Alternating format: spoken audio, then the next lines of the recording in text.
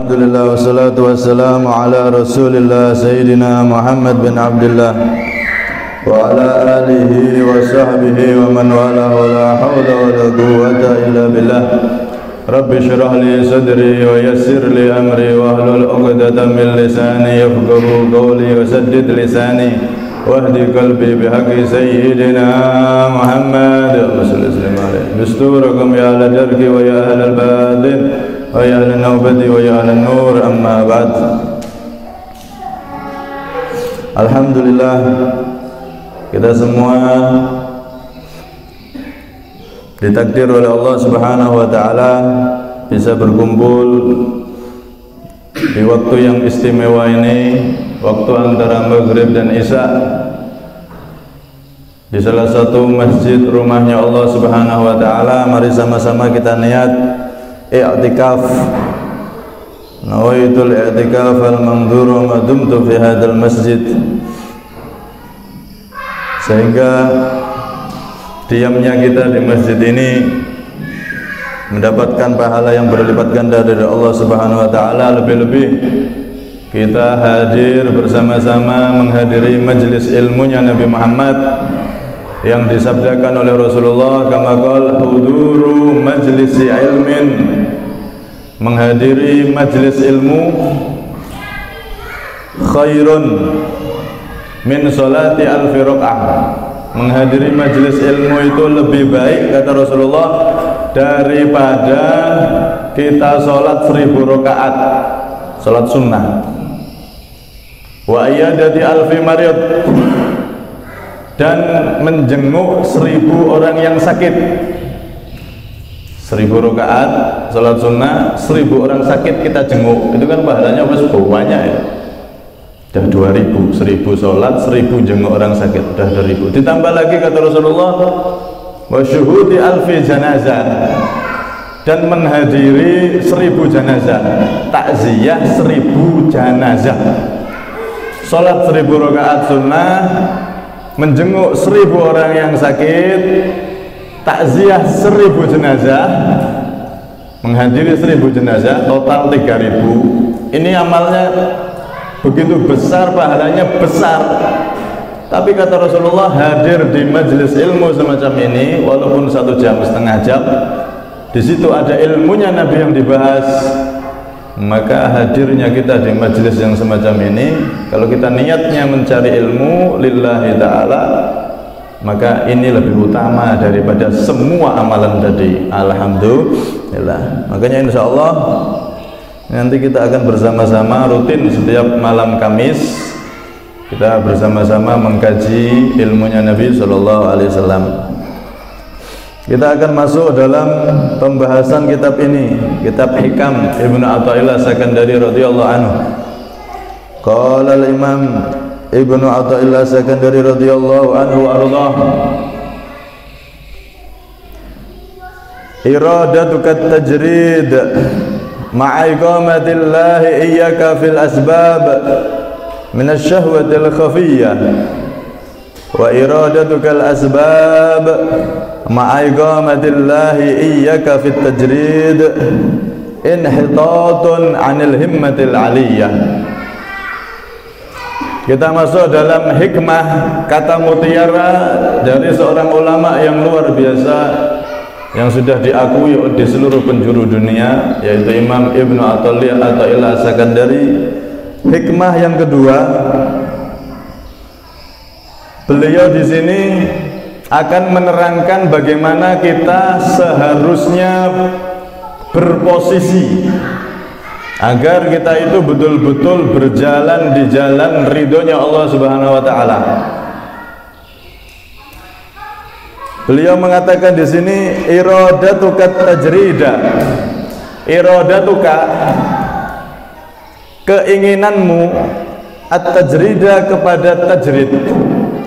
Tajrid itu kalau diterjemahkan secara sederhana itu tugas khusus.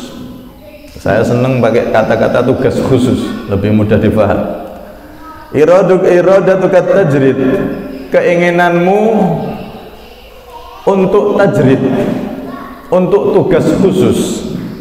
Ma'iqamatillah, beserta penempatan Allah iyaka kepada kamu, padahal Allah itu menempatkan kepada kamu fil asbab, di dalam asbab, di dalam makom asbab. Asbab ini kalau saya terjemahkan enaknya tugas umum. Keinginanmu untuk melaksanakan tugas khusus, padahal Allah itu menempatkan kamu pada tugas umum. Minas syahwatil khafiyah, itu adalah termasuk dari syahwat yang samar, syahwat yang tidak kelihatan, tersembunyi. Kalau ada orang ditempatkan oleh Allah di posisi asbab atau tugas umum, kok dia pengen tugas khusus atau tajrid, maka ini termasuk syahwat yang tersembunyi. Yang kedua, wa iradatukal asbab, sebaliknya keinginanmu al asbab, pada asbab, makom asbab atau tugas umum. Ma'iqamatillahi iyyaka, bersama penempatan Allah kepada kamu, artinya Allah menempatkan kamu fit tajridi, di dalam tugas khusus, dalam tajrid. Inhitatun adalah turun anil himmati, dari cita-cita al-aliyati, yang luhur, yang tinggi, yang mulia. Jadi mudahnya begini, keinginanmu ingin tugas khusus, padahal Allah menempatkan kamu pada tugas umum, maka ini termasuk syahwat yang tersembunyi. Sebaliknya, keinginanmu ingin tugas umum, padahal Allah menempatkan kamu pada tugas khusus, ini berarti turun kelas, turun dari cita-cita yang tinggi. Jadi di sini Al-Imam Ibnu Athaillah As-Sakandari dalam hikmahnya yang kedua ini mengajari kita agar pinter lihat posisi. Manusia itu kan awal mulanya diciptakan di bumi ini kan perannya itu sebagai nopo, khalifah. Khalifah itu pengganti. Bahasa kerennya saat ini ku suksesor. Inni ja'ilun fil ardi khalifah, sesungguhnya aku, kata Allah di depan para malaikat, aku akan menjadikan di bumi itu khalifah, pada khalifah, pada pengganti, pada pemimpin-pemimpin yang ada di bumi, yaitu umat manusia. Di ayat yang lain Allah Subhanahu wa taala mengatakan, inna aradnal amanata 'ala samawati wal ard, aku ini menawarkan amanat kepada langit dan bumi, wal jibal, dan langit, bumi, dan wal jibal, dan gunung. Allah menawarkan amanat ini kepada langit, gunung, bumi. Fa abaina ayyahmilnaha wa ashfaqna minha wa hamalaha al-insan. Langit, bumi, gunung itu semuanya enggan, nolak, tidak berani menerima amanat dari Allah. Kemudian amanat itu wahamalahal insan, diemban oleh makhluk yang bernama insan alias manusia. Karena itu kita dijadikan oleh Allah di muka bumi ini berarti ada tugas. Afahasibtum annama khalaqnakum abatha wa annakum ilaina la turja'un. Kita diciptakan di bumi ini bukan untuk main-main, tapi ditugasi oleh Allah sebagai khalifah. Nah, yang namanya petugas itu berarti punya tugas. Tugas manusia ini secara umum itu ada dua yang disebutkan oleh Imam Ibnu Athaillah As-Sakandari ini. Satu, ada manusia itu yang diberi tugas oleh Allah, tugas khusus. Yang kedua, ada manusia itu diberi oleh Allah tugas umum. Nah, hendaknya dari kita selaku manusia yang diberi tugas oleh Allah tahu posisi kita. Kalau kita ini, saya ini misalkan termasuk manusia yang ditugasi dengan tugas umum, ya laksanakan tugas yang umum. Jangan gaya melakukan tugas khusus. Itu syahwat itu. Oh, diperintah Allah umum kok malah melakukan tugas yang khusus. Ini berarti syahwat. Sebaliknya, kalau kita ditempatkan oleh Allah tugas khusus, kok malah kita turun ke tugas yang umum, wah ini berarti inhitat anil himmatil aliyah, turun dari cita-cita yang tinggi. Nah sekarang tugas khusus, tugas umum itu apa? Contoh sekarang, ada orang, seorang anak misalkan, seorang anak ini dia ditempatkan oleh Allah posisi menjadi anak, terus ternyata sudah dicukupi sama orang tuanya, makannya, pakaiannya, semuanya sudah cukupi. Wes nak, kamu pokoknya tak cukupi udah. Disuruh orang tuanya kamu cari ilmu, nah, berarti dia punya tugas khusus cari ilmu. Nek umumnya wong kan kerja, pengen mangan, pengen tuku baju, pengen ini kan harus kerja dulu untuk duit. Nah ini tidak usah, kamu tidak usah kerja, tak cukupi, cari ilmu. Ini berarti orang ini, anak ini diposisikan oleh Allah di posisi tajrid, posisi khusus, tugas khusus. Kalau anak ini pengen turun, Anda aku pengen kerja, nah ini berarti turun dari cita-cita yang mulia. Seharusnya kalau dia posisi tugas khusus, mondok tenanan atau cari ilmu yang beneran, akhirnya dia aliyah, dia tinggi di sisi Allah derajatnya nanti dengan ilmu itu. Lain halnya kalau ada anak, orang tuanya membutuhkan bantuannya dia. Misalkan kalau saya tinggal mondok, tinggal pergi sekolah atau kemana cari ilmu, ini orang tua saya di rumah tidak ada yang rawat, bahaya, kasihan nanti. Maka ini berarti dia ditugaskan oleh Allah tugas umum, bantu orang tua. Jangan gaya, oh saya pengen cari ilmu aja, wes ilmu lebih utama, cari ilmu itu wajib. Loh, bantu orang tua ya wajib. Kalau sampai dia pergi, ini berarti saya pengen cari ilmu, mencari ridho Allah. Kelihatannya kan taat itu, tapi itu justru maksiat, syahwat yang tersembunyi. Dia maksiat dengan kedok taat kepada Allah Subhanahu wa Ta'ala. Jadi intinya manusia itu, kita itu harus pinter lihat posisi. Sekarang kalau kita lihat secara umum, manusia itu kan ada dua, seperti yang di KTP ini loh, status belum kawin sama status sudah kawin. Kalau belum kawin, nah posisinya dilihat dulu tadi itu. Kalau memang orang tuanya dukung dia untuk meraih cita-cita tinggi, ya kenapa kerja? Ya jangan kerja, gunakan itu mumpung orang tuanya dukung. Atau ada orang yang membiayai, gunakan kesempatan cari ilmu. Tugas khusus pengemban ilmu. Sebaliknya, kalau orang tuanya tidak mampu alias butuh bantuannya dia, ya jangan cari ilmu. Udah, kamu khidmah sama orang tuamu di rumah, cari ilmu di senggang-senggang waktu aja. Fokus di rumah, bantu orang tua. Karena memang orang tuanya butuh bantuan. Ini pernah dilakukan oleh Sayyidina Uwais Al-Qarni. Sayyidina Uwais Al-Qarni ini orang yang benar-benar tahu posisi, hebatnya luar biasa. Kalau kita mungkin tidak kuat kayak beliau.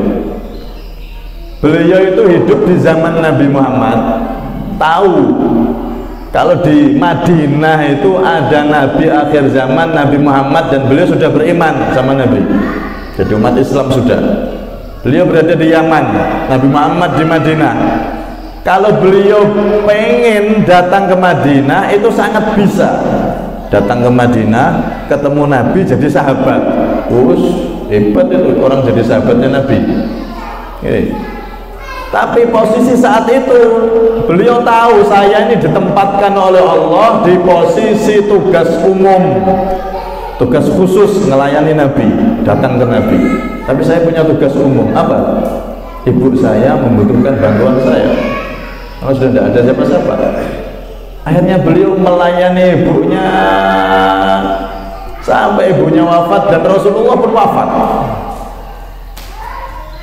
Nah, coba dipikir, bakti sama orang tua Kalau dipikir gitu, ditinggalnya sebentar, seminggu. Kalau saat itu kan dari Yaman ke Madinah jauh, mungkin seminggu itu berapa. Ketemu Nabi, setelah ketemu jadi sahabat, pulang. Kan, hebat itu, tinggi itu. Mulia itu, ketemu Nabi. Tapi beliau tahu posisi enggak, saya ditempatkan oleh Allah. Umumnya anak yang dibutuhkan orang tuanya apa? Yang melayani orang tua. Beliau tetap di Yaman sampai Rasulullah wafat, ibunya wafat, dan beliau tidak pernah berjumpa dengan Nabi Muhammad SAW. Tapi apa yang terjadi? Karena beliau termasuk orang yang tahu posisi, pas posisinya, Allah ridho. Sampai-sampai Nabi mengatakan di dalam hadis beliau,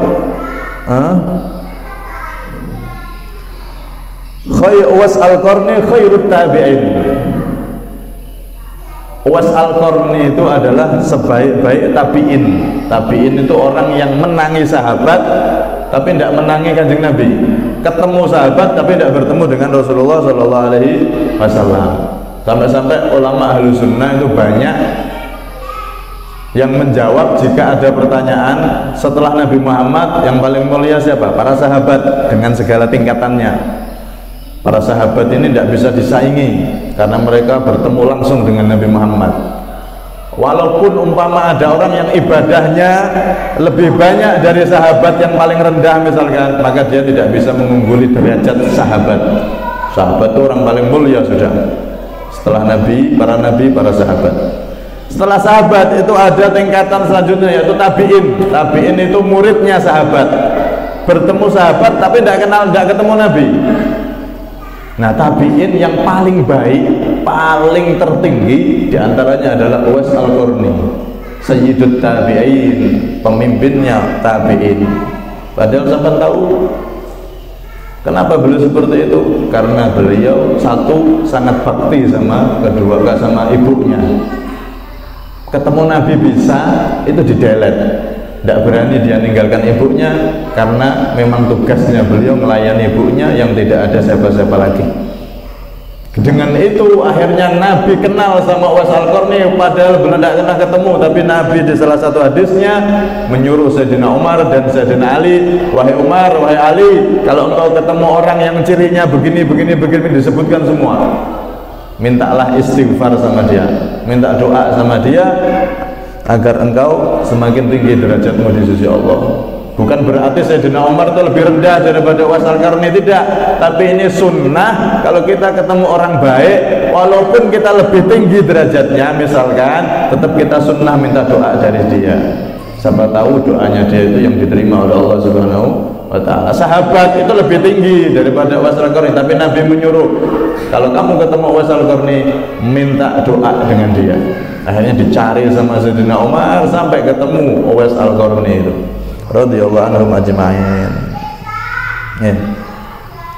Ini Uwais al-Qarni, beliau ditempatkan pada makom asbab, yaitu harus namanya anak harus melakukan bakti kepada orang tua, beliau lakukan. Ini termasuk posisi yang diterangkan oleh Imam Ibnu Athaillah As-Sakandari ini. Kalau sampai umpama beliau itu pergi ke Madinah dengan dalih, saya pengen ketemu Rasulullah, saya pengen biar dekat sama Allah, ketemu Rasulullah, jadi sahabat. Justru itu syahwat yang tersembunyi. Kenapa? Kenapa syahwat tersembunyi? Karena kelihatannya bagus, ketemu Nabi kan bagus, tapi itu melanggar perintah Allah. Karena kamu ditugasi jaga ibunya tidak ada siapa-siapa, yang ngurus makannya siapa, yang ngurus siapa, kasihan.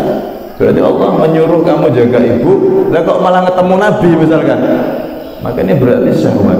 Kelihatannya taat, ketemu Rasulullah jadi sahabat, tapi itu maksiat. Kenapa? Karena kamu sedang ditugasi oleh Allah menjaga ibunya. Nah, Uwais al-Qarni tidak seperti ini beliau. Sayyidina Uwais al-Qarni paham itu. Ini yang wajib di depan saya ya ibu saya. Adapun Nabi ya harusnya saya ketemu, tapi ini saya kewajiban ini, ya udah posisi saya di sini. Sampai seperti itu hebatnya beliau. Nah, kita mungkin tidak us pikirannya ibu tinggal sebentar wis, pasrah sama Allah. Nanti makannya nek ijik urip ya jatah urip ya urip, nek mati ya mati. Enggak, beliau tetap melayani ibunya. Nah. Kemudian kalau ada orang diposisikan tajrid, kemudian dia malah turun, tugasnya tugas khusus tapi dia malah turun ke tugas umum, ini berarti turun dari cita-cita yang tinggi. Misal tadi itu, atau misal lagi ada orang dia ini kaya raya Pak, sugih pol kaya raya. Nah, dia ini umpama nggak kerja pun sudah cukup, anak istrinya sudah terjamin karena kekayaannya betul-betul kaya, wakil, dan pabriknya sudah jalan. Nah, orang seperti ini berarti dia posisi tajrid. Dia tidak perlu kerja untuk cari nafkah istri dan anaknya karena memang sudah berjalan semua perusahaannya. Orang seperti ini harus fokusnya, tugasnya itu tugas khusus. Apa? Banyak ibadah, banyak baca Quran, hadir majelis ilmu, perdalam ilmu agama. Gunakan itu. Jangan malah sudah kaya raya dimakan 7 keturunan misalkan tidak habis, tapi setiap hari kerja dari pagi sampai sore kerja, pagi sore kerja. Dia tidak sempat hadir majelis, tidak sempat baca Quran, bahkan kadang-kadang sholatnya hilang loh. Ini berarti turun dari cita-cita yang tinggi. Seharusnya dia punya kesempatan banyak untuk tugas khusus, yaitu ibadah, baca Quran, cari ilmu, memperdalam agama, tugas khusus. Tapi dia malah turun ke tugas umum, ngurusi pekerjaan, padahal umpama dia tidak ngurusi sudah jalan itu. Ini berarti turun dari cita-cita yang tinggi. Sebaliknya tadi, kalau ada orang dia punya anak, punya istri yang wajib dinafkahi, itu ya harus kerja, cari nafkah untuk istri dan anaknya. Saya ini posisi saya tidak punya harta, berarti bisa dapat nafkah, ya harus kerja, ya berarti wajib kerja. Posisi saya berarti harus tugas umumnya orang kerja. Gini. Jangan terus saya pengen ngaji aja, atau saya berdakwah ke sana kemari, nanti masalah rezeki anak saya, istri saya, saya terserahkan pada Allah. Ini berarti dia pengen tugas khusus tapi ninggal anak istrinya, kewajibannya sama mereka ditinggalkan. Ini berarti apa? Pengen dekat sama Allah dengan ibadah tapi ternyata mengabaikan perintah Allah, kewajibannya kepada keluarga. Ini berarti syahwat yang tersembunyi. Kayaknya taat tapi ternyata maksiat. Keluarganya kurang, nafkah untuk istrinya, anaknya. Kalau dia pergi ini, istrinya ada apa belum, terus anaknya pendidikannya ada yang ngawasi apa enggak kalau dia pergi. Kalau sudah cukup semua, enggak apa-apa pergi berdakwah seperti para saudara-saudara kita yang di Jawa itu. Nah, itu harus benar-benar dicukupi dulu yang di rumah. Nanti keluar 40 hari, 50 hari, ternyata anaknya yang di rumah, istrinya makannya enggak ada yang ngurusi. Ini keluarnya kayak dakwah tapi dosa tok itu. 40 hari dosa tok. Soalnya kewajiban yang di rumah belum ditunaikan. Tapi saya berdakwah biar mendekat sama Allah. Itu syahwat yang tersembunyi. Kayaknya dakwah, kayaknya ibadah, tapi justru kamu maksiat dengan dakwah itu. Karena ada istri anak yang terbengkalai pendidikannya, terbengkalai nafkahnya. Kecuali keluar dakwah. Nah, ini penting, ini harus dengan ilmu dakwah itu. Keluar dakwah, istrinya ngizini, sudah dicukupi nafkahnya, anaknya pendidikannya juga sudah diarahkan, sudah saya keluar, enggak apa-apa, enggak terganggu. Nah, enggak apa-apa, ini dakwah bagus. Tapi kalau keluar ternyata istrinya terbengkalai semua, itu malah dosa semua. Kelihatannya dakwah, kelihatannya ibadah, kelihatannya tapi bernilai dosa semua. Itu namanya syahwat tersembunyi, karena kelihatannya dakwah, kelihatannya ibadah, tapi justru meninggalkan kewajiban alias bermaksiat kepada Allah Subhanahu wa taala dengan meninggalkan tanggungan dan kewajibannya. Nggih. Ala kulli hal, manusia itu ada tugas umum, ada tugas khusus, ada tajrid khusus, ada asbab umum. Kadang-kadang kita tuh dalam sehari itu bisa berpindah-pindah, kadang tugas khusus, kadang tugas umum. Contoh ya, sampai keluar kerja, setelah kerja sore pulang capek, sampai rumah anaknya, oh apa pulang.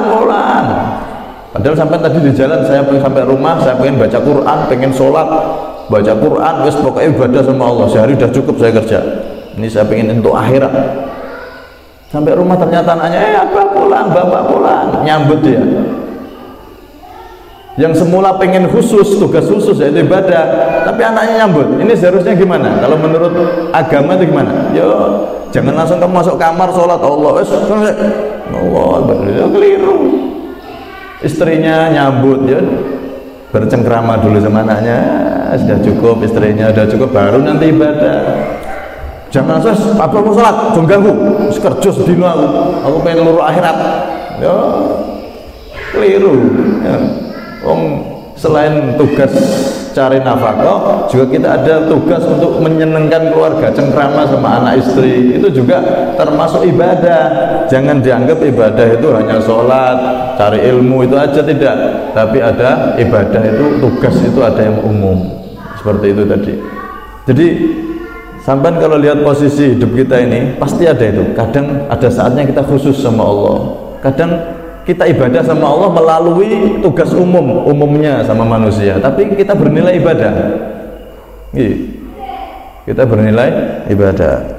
Karena itu di sini disebutkan tadi, keinginanmu untuk tajrid khusus ibadah sama Allah, padahal Allah menempatkan kamu di posisi umum, tugas umum, itu berarti syahwat yang tersembunyi. Dan keinginanmu untuk tugas umum seperti umumnya manusia, kerja ini itu, padahal Allah menempatkan kamu di posisi khusus seperti santri ya, yang sudah dicukupi dan lain-lain, itu berarti turun dari cita-cita yang tinggi. Ala kulli hal, di situ kita harus tahu posisi kita, di posisi mana, kondisi apa, kita harus khusus sama Allah, di kondisi apa kita harus umum dengan manusia yang lain, dan itu pun bernilai ibadah di sisi Allah Subhanahu wa ta'ala. Contoh lagi ya, masalah sering itu teman-teman, kadang masalah majelis. Saya mau hadir majelis, tapi besok saya kerja, nanti kemalaman, wah ganggu kerjaan saya tidak bisa kerja. Maka sebenarnya kerja itu ibadah umum, ya. Majelis cari ilmu ini khusus. Ini jangan dibenturkan. Jangan langsung, saya mau ikut hadir majelis tapi saya nanti kecapean nggak bisa kerja. Jangan dibenturkan gitu. Dilihat dulu. Kalau saya hadir majelis, kerjaan saya besok misalkan tidak kerja, tapi kira-kira masih cukup enggak? Jadi seminggu berarti 6 hari saya kerja, 1 hari majelis. Itu seminggu 6 hari itu kira-kira cukup untuk menafkahi istri apa tidak? Kebutuhan itu sudah lebih dari cukup apa tidak? Atau kurang? Nanti dilihat dulu. Kalau lebih, maka berarti jangan tinggalkan majelis, tetap majelis. Soalnya walaupun besok kemungkinan terbesarnya kita capek, tidak bisa kerja, tapi masih cukup 6 hari itu cukup. Paham gini? Sebaliknya, kalau ada orang, kalau saya majelis, besok saya kerja, nanti terganggu ini. Saya ikut majelis, besok gak kerja, capek, akhirnya saya tidak kerja, bahaya, nanti kurang kebutuhannya. Nah, maka berarti sampai posisinya asbab, posisi tugas umum. Berarti ya wes gak usah majelis, besok biar bisa cari nafkah untuk istri. Nah, kadang-kadang kan gitu. Ini majelis, hadir majelis, sesok kerja ya, dilihat dulu sudah cukup apa belum. Kalau sudah cukup kok tetap beloni kerjanya ninggal majelis, berarti ini turun. Yang semula mau naik ke tugas khusus tinggi, dia turun kelas. Sebaliknya, kalau saya ikut majelis, besok tidak kerja dan kekurangan, ya jangan ikut majelis. Kamu ikut majelis berarti syahwat itu. Seperti istri juga, istri keluar cari ilmu, padahal suaminya sakit di rumah. Wes aku pengen golek ganjaran. Ganjaran pun yang sandingmu, bujuku. nggak usah cari ilmu dulu, nggak usah majelis dulu. Ini suaminya dilayani sampai suaminya itu lebih apa, diridhoi oleh Allah daripada keluar majelis tapi ninggal suami yang membutuhkan dia. Itu malah dosa. Luru ilmu tapi dosa. Syahwat itu, syahwat khafiyah, syahwat yang tersembunyi, maksiat yang tertutupi, yang samar. Karena itu ingin kita harus tahu posisi. Kalau Allah memposisikan kita di tugas khusus, maka fokus di situ. Tapi kalau Allah suatu ketika memposisikan kita di tugas umum, ya umumnya seperti apa, maka itu dilakukan selama tidak bertentangan dengan perintah Allah Subhanahu wa taala. Wallahu a'lam bishawab. Sirril Fatihah.